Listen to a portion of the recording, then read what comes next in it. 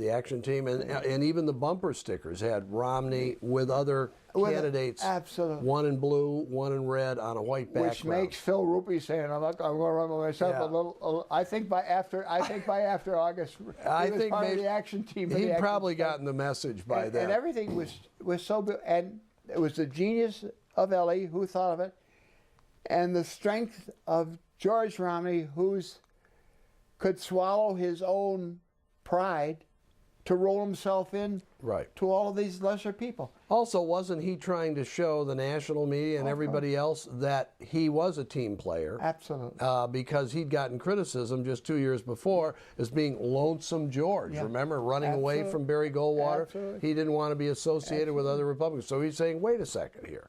You know, I can run with the Republicans. We're all in this together. It was a genius campaign. It was an ideal campaign. And looking at the final results of 5 new congressmen, the legislature, the House and the Senate. Oh, absolutely. It's just wonderful. Okay, so and that was what I think propelled him past Williams. Right. So we're up to 72. In June of 1972, of course, something very important happened, Watergate. Did you have any feeling at the time that this would turn in to be the disaster for the Republican Party and for President Nixon it turned out to be in 73 and 74? Oh, absolutely not. To begin with, I couldn't believe that Nixon or anybody connected with the Republican Party had anything to do with the break-in. I mean, Nixon was a mortal lock to be reelected. He had been to China. He had opened only Nixon could have opened the door to China. My only concern was, when reelected, he was so brilliant in foreign affairs, would he turn that brilliance to solving the problems of the cities?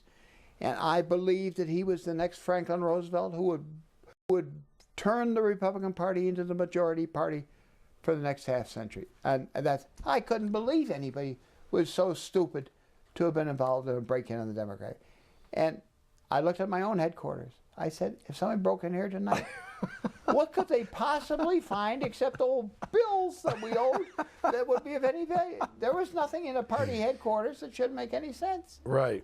So, no, we had no thoughts of, although it became my nightmare for the next year, there was no sense of any doom with a break-in. Did you have any speech that you made to a convention or the Rules Committee at the National Convention in 1972? Which would have happened after Watergate. I was a member of the Rules Committee. What does the Rules Committee do? The Republican, I'm sure, I was a member of the Rules Committee of the Republican National Convention. Yeah. I wasn't a member of the Rules Committee of the convention. Yeah. But the rules, the Republican National Committee had committees of themselves that mirrored the committees of the convention, like a platform committee and a rules committee. Right. The Rules Committee really writes the rules for the governance of the party and the governance of the convention. Getting involved in the rules, one of the heated things was there was no debate in convention in Miami in 1972. Nobody was going to challenge Nixon. Right. So the focal point became, and there was no platform. Nixon was going to write the platform. So the focal point became the rules. Under Rule 29 of the Rules Committee was apportionment of delegates to the National Convention. I got involved thinking, and part of a group of real young people, thinking that the big states were getting screwed. We weren't getting a fair proportion. So we started to try to write rules to make it proportional to the thing. When we got to the convention, that became the focal point in the Rules Committee of the convention, the Rule 29 debate. I testified on behalf of our side with others before the committee. The committee rejected our arguments, and when it came to the floor, there was and I was the cleanup hitter for the change side. A guy by the name of Reagan was the cleanup hitter for the other side. It was. Oh, really? Even though California would have benefited by 10 or 15 more delegates under our side. But wow. But this, Why? Because the way the rules were written, they were stacked in favor of probably the southern states and states that were overwhelmingly Republican, rather than states with big populations which were marginal or whatever. Absolutely. And Okay.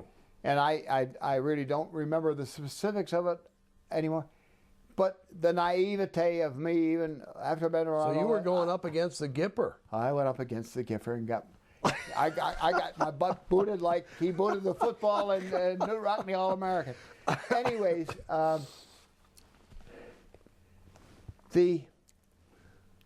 What about Clark Reed? well, Clark Reed was in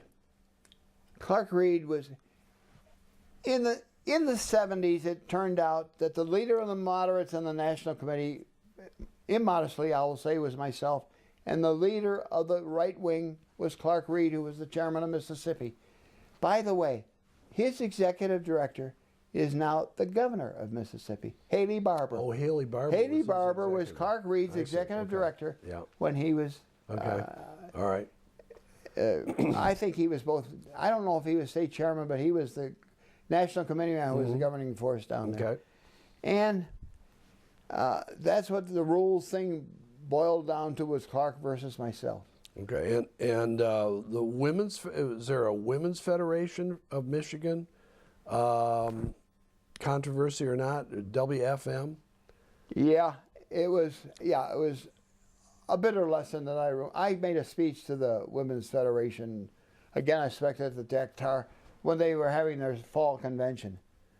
And I think the mistake I made, I said, with crime being the big issue and Phil Hart having voted against the crime bill, I said something to the effect that how can people who are against crime be voting for Phil Hart? For Phil Hart. Yeah. And I can't think of the phrase I used now. You probably suppressed it. But it was a phrase that I remember from my childhood. Yeah. I got back, and I think it was Tim Jones from WJR that called me, and he missed the thing. And what did I say? And I made the mistake of saying, "Well, I won't." And whatever I said was wrong, and that's what got publicized. So, Don Gordon was having a coronary. Don Gordon was Milliken's executive director, and so before the day was out, I had to send a telegram to Phil Hart to apologize profusely for saying that. For like he was soft on crime. Oh yeah. That he was soft. Yeah, he on was, crime. and what I said was right, and I wouldn't take it back. But I couldn't remember what I said to Tim Jones, and I said the wrong thing. Whatever. Who was Barbara Franklin? Well, she was part of the people that. A part of Watergate and the convention. Barbara Franklin ended up being the Secretary of Commerce, I think, for Reagan.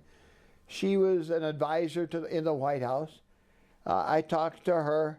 I talked to everybody I could think about by saying, "No, we're going to wage this battle on Rule 29.